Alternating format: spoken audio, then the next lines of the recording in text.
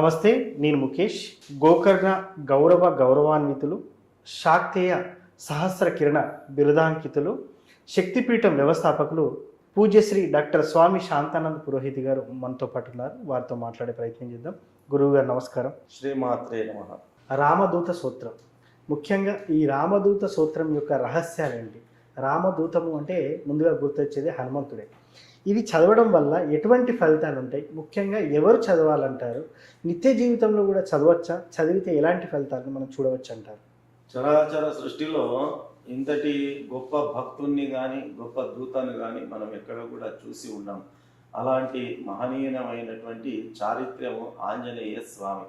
కాబట్టి రామదూత అనేటటువంటి పేరిట వారు ప్రసిద్ధిగాంచడం జరిగింది. రామదూత ఆంజనేయ స్తోత్రం అనేటటువంటిది సకల కామనలను పూర్తి చేసేటటువంటి స్తోత్రము. ఇందులో ఎలాంటి సంశయం అనేటటువంటిది లేదు.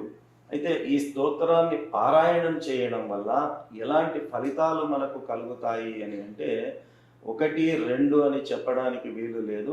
మనం ఆ రామదూత స్తోత్రాన్ని కనుక చదువుతూ వెళితే మొదటి శ్లోకం కానీ 2వ శ్లోకం కానీ ఈ ఒక్కొక్క శ్లోకంలో అత్యంత స్పష్టంగా అందులో ఉన్నటువంటి ఆ పదాలను మనము ఆకలింపు చేసుకుంటే వచ్చే ఫలితం ఏమిటో ఇట్టాగే మనము ఊహించవచ్చు. అలాంటి ఉత్కృష్టమైనటువంటిది రామదూత ఆంజనేయ స్తోత్రం అనేటటువంటిది.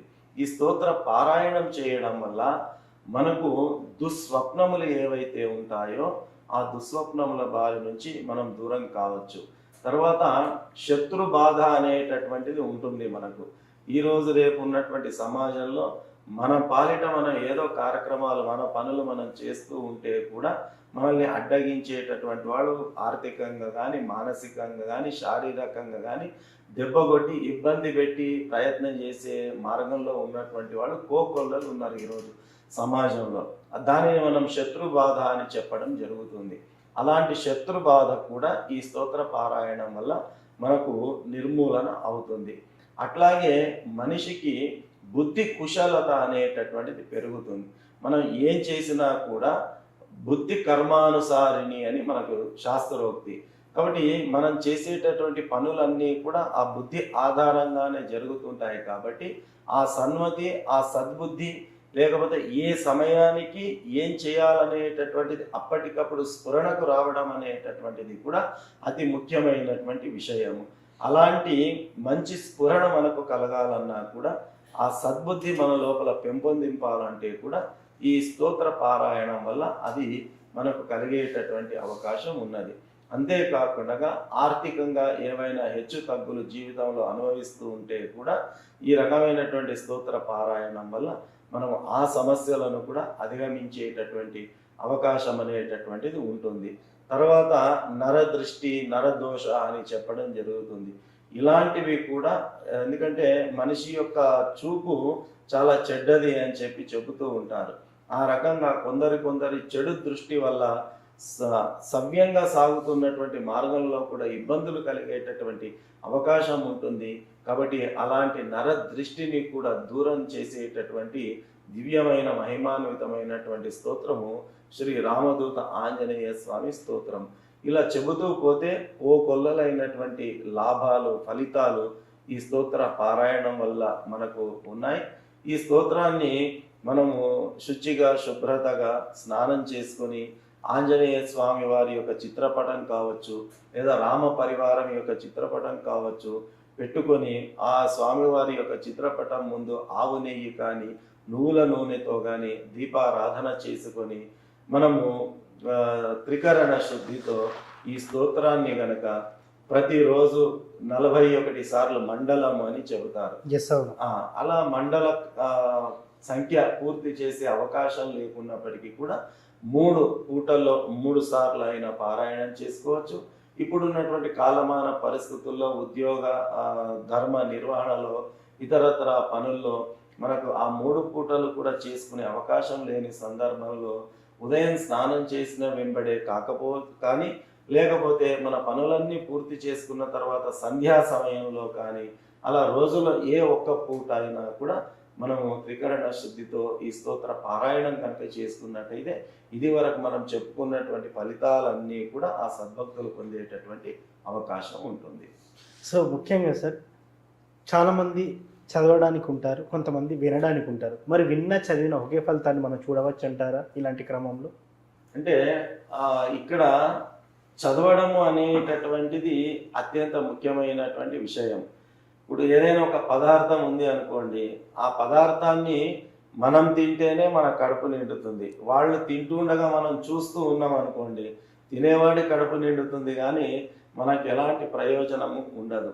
అలాగే వింటే కూడా ఫలితం అనేటటువంటిది ఉంటుంది, లేదు అని చెప్పడానికి వీలు లేదు. ఎందుకంటే శాస్త్రంలో అది కూడా చెప్పారు, శృణ్వన్ తపః అనేటటువంటి మాటను మనకు చెప్పారు. వినడం కూడా ఒక గొప్ప తపస్సుతో సమానము అనేటటువంటి విషయాన్ని చెప్పారు.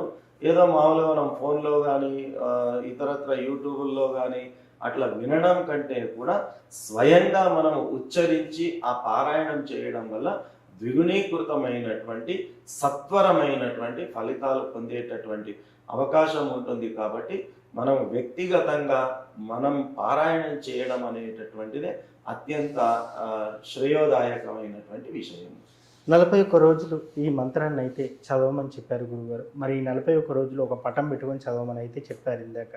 మరి చదివే ముందు కానీ చదివి అయిపోయిన తర్వాత కానీ కొబ్బరికాయ లాంటిది ఏమైనా స్టార్టింగ్ కొట్టాలా? అదేవిధంగా ఇలాంటి మాండలిక దీక్షలో ఉన్నప్పుడు మనం ప్రతిరోజు నైవేద్యం లాంటిది ఏమైనా పెట్టాలా? కొంతమంది బ్యాచులర్గా ఉంటారు, ఆధ్యాత్మిక జీవితాన్ని గడిపే వాళ్ళు ఉంటారు, కానీ అక్కడ రూమ్లో పరిస్థితులు అనుకూలించిన వారు డైరెక్ట్ రోజు గుడికి వెళ్ళి చదవచ్చు అంటారా? మీరేం చెప్తారు? చిన్న వివరణ.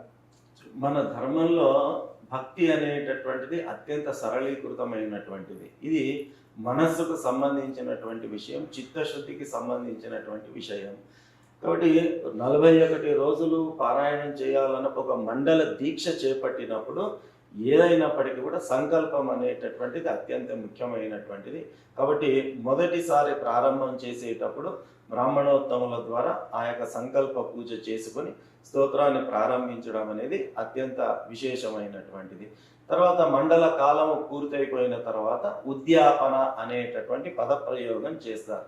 అంటే ముగింపు అని అర్థం.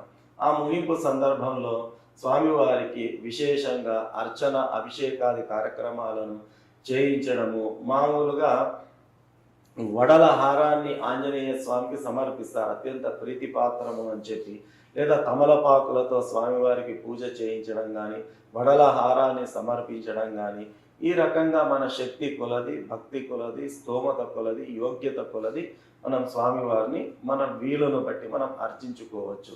ఇక నిత్య నైవేద్యం విషయం అంటారా, మనకు భగవంతుడి అనుగ్రహం చేత ఏది సాధ్యమైతే దాన్ని నివేదనగా మనం సమర్పించుకోవచ్చు.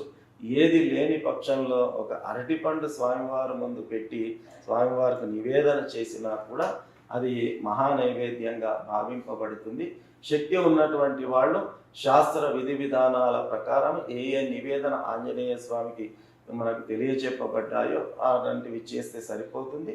శక్తి లేనటువంటి వాళ్ళు మామూలుగా పాలు చక్కెర పెట్టిన, బెల్లము పుట్నాలు పెట్టిన, లేదా అరటిపండు పెట్టిన, ఏ రకమైనటువంటిది సమర్పించినా కూడా భక్తితో సమర్పించడం అనేది ముఖ్యం. భగవంతుడు దాన్ని స్వీకరిస్తాడు, మనల్ని అనుగ్రహిస్తాడు. ఎస్, ముఖ్యంగా ఈ సూత్రం ఎలా చదవాలి, ఎలా చదవడం వల్ల ఎలాంటి ఫలితాలు కలుగుతాయి, ముఖ్యంగా ఈ సూత్ర పఠనం వల్ల కలిగే ఫలితాల గురించి చాలా చక్కగా చెప్పుకున్నారు గురువుగారు. ధన్యవాదాలు. శ్రీమాత్రే నమః.